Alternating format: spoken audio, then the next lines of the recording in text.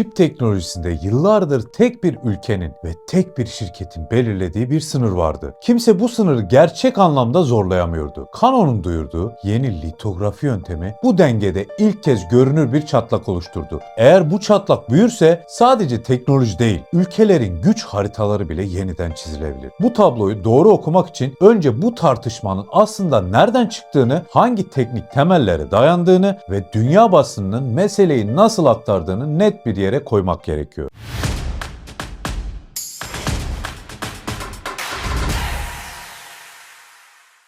Merhaba, ben Hüseyin Kızıloğlu, burası Hızlı Şarj. Çip üretiminin görünmeyen dünyasında neler olduğunu merak eden herkes için bugün gerçekten ilginç bir kapı açıyoruz. Çünkü son aylarda sık sık karşımıza çıkan Canon, ASML'e rakip oldu başlıkları aslında anlatılan kadar basit bir hikayeye işaret etmiyor. Manşetler dikkat çekici. Evet, ama gerçekte olan biten çok daha derin ve çok daha teknik. Bu konuyu anlamaya çalışırken çoğu zaman manşetlerde görünen anlatıların yeterli olmadığını fark ediyorsunuz. O yüzden bugün detayların birbirine nasıl bağlandığını adım adım ve mümkün olan en berrak haliyle ele alacağız. Bu tarz detaylı ve kaynaklı içeriklerin devam etmesini isterseniz videoyu beğenmeyi, abone olmayı ve yorum bırakmayı unutmayın. Çünkü bu konular gerçekten karmaşık ama Hızlı Şarj ailesi büyüdükçe bu karmaşıklığı birlikte çok daha kolay çözüyoruz. Şimdi gelin Canon'un 2 nanometre seviyesine inebileceği iddiasının aslında nereden çıktığını, dünya basınının bu konuya nasıl yaklaşmış olduğunu ve teknik olarak masada neyin olup olmadığını adım adım açıklayalım. Önce en temel yerden başlayalım. ASML ne yapıyor? Canon ne yapıyor? Çünkü çip üretiminin kalbinde duran litografi dediğimiz süreç tam olarak anlaşılmadan bu karşılaştırmanın anlamı da yarım kalır. Litografi kabaca silikon wafer'ın üzerine devre desenini ışıkla ya da başka bir fiziksel yöntemle aktarma işlemi. Yani milyarlarca transistörün nerede duracağını, nasıl bağlanacağını belirleyen desenin bu ince diske işlenmesi. Burada kritik olan nanometre dediğimiz ölçek. 1 metrenin milyarda biri. Endüstride 5 nanometre naut veya 2 nanometre naut gibi ifadeler hem transistörlerin kapsadığı alanı hem de devredeki hat genişliklerini belirleyen bir sınıflandırma. Ölçek küçüldükçe aynı yüzeye daha fazla transistör sığabiliyor. Bu da daha yüksek performans, daha düşük güç tüketimi ve daha kompakt işlemciler anlamına geliyor.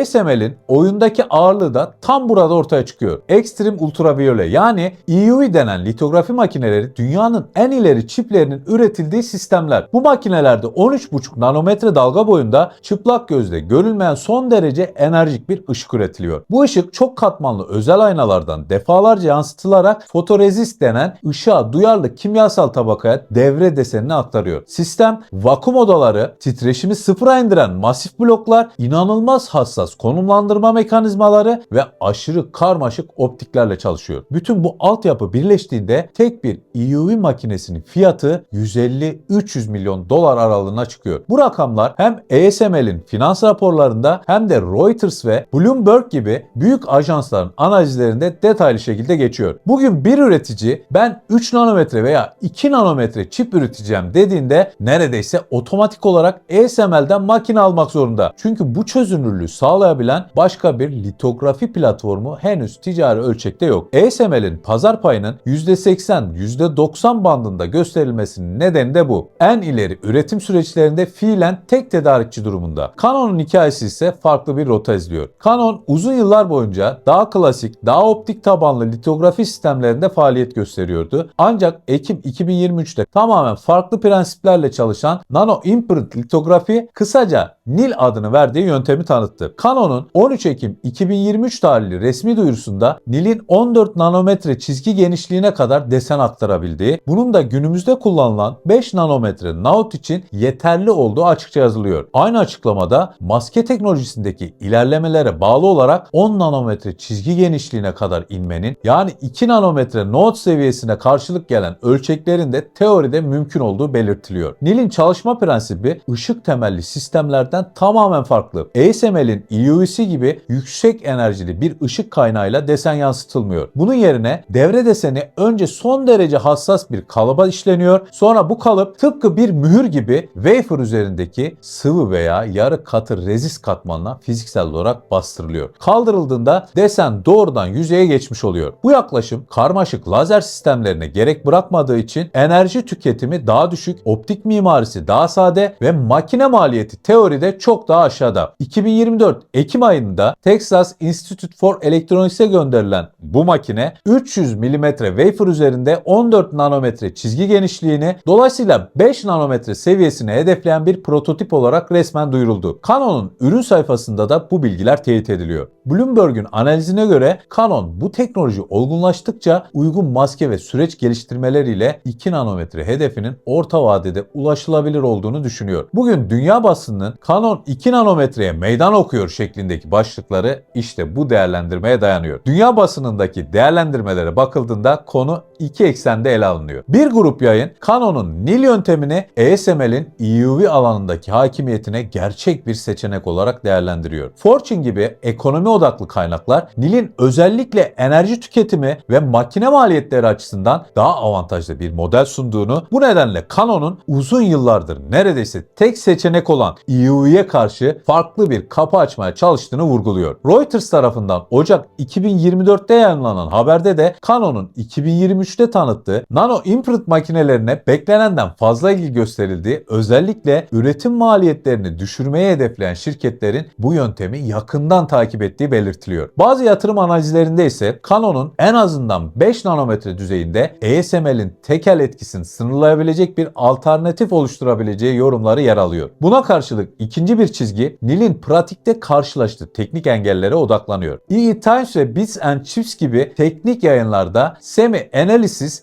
raporlarına atıf yapılarak damga tabanlı yöntemde kusur oranlarının hala yüksek olduğuna dikkat çekiliyor. Kalıpla wafer arasına sıkışan mikroskobik bir kabarcığın bile desen bütünlüğünü bozabildiği, ayrıca seri üretim için gereken hız seviyesine ulaşmanın ciddi bir mühendislik sorunu olarak durduğu ifade ediliyor. Gartner analistlerinin değerlendirmeleri de benzer yönde. En ileri üretim süreçlerinde özellikle 2 nanometre ve altındaki ölçeklerde ASML'in tek tedarikçi konumunun birkaç yıl daha değişmeyeceği belirtiliyor. Tüm bu tabloyu teknik açıdan daha somut hale getirelim. Litografi sürecinde 3 temel kavram var. Çözünürlük, hız yani throughput ve verim yani yield. Çözünürlük devre üzerindeki çizgilerin ne kadar ince olabileceğini, hız bir makinenin bir saatte kaç wafer işleyebildiğini, verim ise üretilen waferlardaki çiplerin ne kadarının hatasız çıktığını anlatıyor. ASML'in EUV makineleri çözünürlükte zaten zirvede. TSMC, Samsung ve Intel gibi devlerin 5 nanometre, 3 nanometre ve 2 nanometre sınıfındaki ticari ürünleri bu makineler sayesinde üretiliyor. Hız tarafında EUV sistemleri wafer'ı satır satır tarayarak yüksek hacimde üretim yapabiliyor. Verimde ise yıllardır yapılan optimizasyonlar sayesinde kusur oranları düşmüş durumda. Bu da seri üretimde istikrar sağlıyor. Canon'un Nil tarafında ise çözünürlük umut veren seviyede olsa da hız ve verim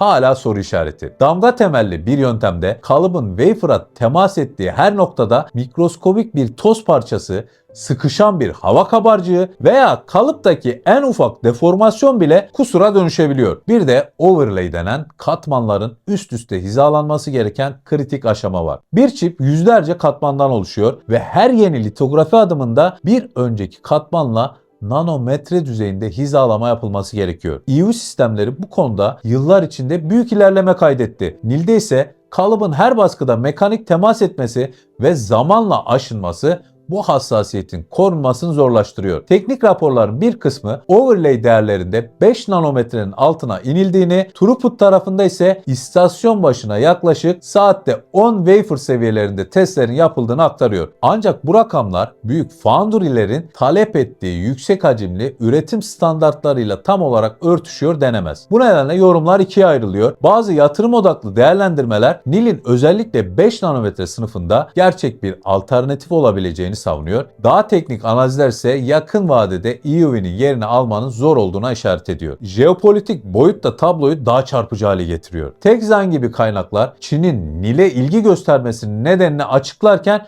önemli bir noktaya vurgu yapıyor. EUV makineleri ihracat kısıtlamalarına tabi olduğu için Çin en ileri ASML makinelerine erişemiyor. Buna karşılık Canon'un Nil'i bu kısıtlamaların dışında kalabilecek bir yöntem olduğu için Çinli üreticilere EV olmadan da ilerleme ihtimali sunuyor. Bu da Nil'i sadece teknik bir alternatif olmaktan çıkarıp stratejik bir konuma taşıyor. Tüm bu tabloyu özetlersek ASML'in EV makineleri bugün hala oyunun merkezinde, en gelişmiş çiplerin üretildiği güvenilir ve yüksek hacimli çözüm. Canon'un Nil'i ise potansiyeli yüksek, maliyet ve enerji kullanımında avantajlar sunabilecek ancak henüz geniş ölçekli üretim hattında kendini kanıtlamamış, daha çok gelişme aşamasındaki bir yaklaşım. Bugünün deneyimli şampiyonuyla geleceği merak edilen yeni oyuncu arasındaki fark gibi düşünebiliriz. Nil'in güçlü yönleri var ancak ligde uzun sezonu oynamak için aşması gereken ciddi mühendislik engelleri de bulunuyor. Peki bütün bu tablo günlük hayatımıza nasıl yansır? Canon, Nil'in gerçekten geniş ölçekli üretime taşındığı bir senaryoda orta ve uzun vadede iki temel etki öne çıkabilir. İlk olarak ASML'in fiili tekelinin zayıflamasıyla birlikte çip üreticilerinin pazarlık gücü artar. Aynı oyunda iki farklı teknolojinin bulunması fabrikalara hem maliyet hem de tedarik açısından daha esnek davranma alanı sağlar. İkinci olarak maliyet hassasiyeti yüksek ürün gruplarında, örneğin ekran sürücüleri, sensörler ve belirli hafıza bileşenlerinde Nil tabanlı hatlar daha ekonomik ve enerji açısından daha verimli bir alternatif oluşturabilir. IEEE Spectrum ve benzeri teknik incelemelerde Nil'in özellikle bu tür alanlarda oyunun dinamiğini değiştirebilecek bir araç olarak değerlendirildiğini görmek mümkün. Elbette bir gerçek var. Yeni bir üretim teknolojisinin laboratuvar ölçeğinden dev foundry seviyesine taşınması genellikle yıllar sürer. Canon'un Nil sistemi bugün hala araştırma merkezlerinde, üniversite, sanayi projelerinde ve belirli pilot hatlarda test ediliyor. Texas Institute for Electronics'e gönderilen ilk makinenin amacı da tam olarak bu. Gerçek hat koşullarında süreci sınamak, maskeleri geliştirmek, proses penceresini netleştirmek ve kusur kaynaklarını tanımlamak. Dolayısıyla 2 nanometre çipler artık Nil ile üretilecek gibi bir cümle ne Canon tarafından kuruluyor ne de teknik kaynaklar böyle bir çıkarımı destekliyor. Daha dengeli bir yaklaşım şöyle. Nil EUV'ye kısa vadede doğrudan rakip değil ancak 5 nanometre sınıfında belirli ürünlerde ve 2 nanometre yol haritalarında ciddi bir alternatif haline gelebilecek potansiyele sahip. Bu bile başlı başına önemli bir gelişme. Çünkü şimdiye kadar en ileri litografi denildiğinde tek bir isim vardı: ASML. Şimdi ilk kez benzer çözünürlük seviyelerine inebilen ve tamamen farklı bir fiziksel prensibe dayanan ikinci bir yöntem ciddiyetle değerlendiriliyor. Bu tabloyu hızlı şarj izleyicisine net bir yol haritası olarak çevirelim. Önümüzdeki dönemde teknoloji manşetlerinde şu tür başlıklar sık sık karşımıza çıkacak. Canon 2 nanometre çip üretecek. ASML'in tekeli kırılıyor. Nano imprint devrimi. Çipler ucuzluyor mu? Bu tip haberleri okurken 3 basit filtre işinizi kolaylaştırır. Birincisi, haber Canon'un resmi açıklamasına mı dayanıyor yoksa analist yorumuna mı? Canon'un resmi metinlerinde bugün için 14 nanometre çizgi genişliğinin mümkün olduğu, 10 nanometre hedefinin ise maske teknolojisine bağlı bir perspektif olduğu net şekilde yazıyor. Yani 2 nanometre şu anda üretimde olan bir seviye değil, hedeflenen bir ölçek. İkincisi, throughput ve yield gibi üretim gerçekliğini belirleyen metriklerden bahsediliyor mu? Sadece çözünürlüğe odaklanan bir yorum hikayenin ancak bir kısmını anlatır. Üretimin değeri hız ve verimle birlikte anlam kazanıyor. Üçüncüsü, EUV ve Nil karşılaştırması aşırı basitleştiriliyor bu. Gerçekte önümüzdeki 10 yılın senaryosu büyük olasılıkla hibrit bir yapı olacak. Bazı katmanlar EUV ile, bazı özel uygulamalar Nil ile üretilecek. TechZine gibi kaynaklar bu hibrit yaklaşımın özellikle Çin ve maliyet odaklı üreticiler için nasıl kritik olabileceğini detaylandırıyor. Sonuç olarak Canon'un 2 nanometre potansiyeli ne ASML artık bitti kadar aşırı yorumlanmalı ne de hiçbir etkisi yok düzeyine indirgenmemeli. Gerçek ikisinin arasında daha ilginç bir noktada duruyor. Bugün çip yarışını, GPU sıkıntılarını ve yapay zeka patlamasını konuşurken perde arkasında bu iki farklı litografi yaklaşımı önümüzdeki 10 yılın güç dağılımını belirleyebilecek stratejik unsurlardan biri olarak şekilleniyor. Hızlı şarjda bu videonun temel amacı da tam olarak buydu. Canon'un Nil yaklaşımının dünya basınında nasıl ele alındığını görmek, o anlatıların içindeki eksik, abartılı ya da bağlamdan kopmuş noktaları ayıklamak ve geriye sadece net, kaynaklı, tutarlı bir çerçeve bırakmak. Buraya kadar geldiyseniz artık teknoloji haberlerinde karşınıza çıkan Canon 2 nanometre ile ESM'le rakip olduğu tarzı manşetlerin satır aralarını çok daha kolay okuyabilirsiniz. Hangi iddianın Canon'un resmi açıklamalara dayandığını, hangisinin analiz yorumu olduğunu ayırt etmek çok daha rahat olacak. Bu fark aslında önemli. Çünkü böylece teknoloji gündemini sadece izleyen değil, kendi içinde tartabilen, değerlendirebilen bir bakış açısına sahip oluyorsunuz. Şimdi küçük bir katkınızı isteyeceğim. Aşağıya bir yorum yazın. Sizce hangi senaryo daha gerçekçi görünüyor? Canon'un Nil'i önümüzdeki 5-10 yıl içinde ASML'in EUV üstünlüğünü belirli alanlarda zayıflatabilir mi? Yoksa daha çok belli ürün gruplarında kullanılacak sınırlı ama önemli bir alternatif olarak mı kalır? Görüşlerinizi merak ediyorum. Çünkü bu tarz değerlendirmeler yorum bölümünü neredeyse kendi kendine bir teknik tartışma alanına dönüştürüyor. Videoyu faydalı bulduysanız beğenmeyi, hala abone olmadıysanız Hızlı Şarj ailesine katılmayı ve yeni içeriklerden haberdar olmak için bildirimleri açmayı unutmayın.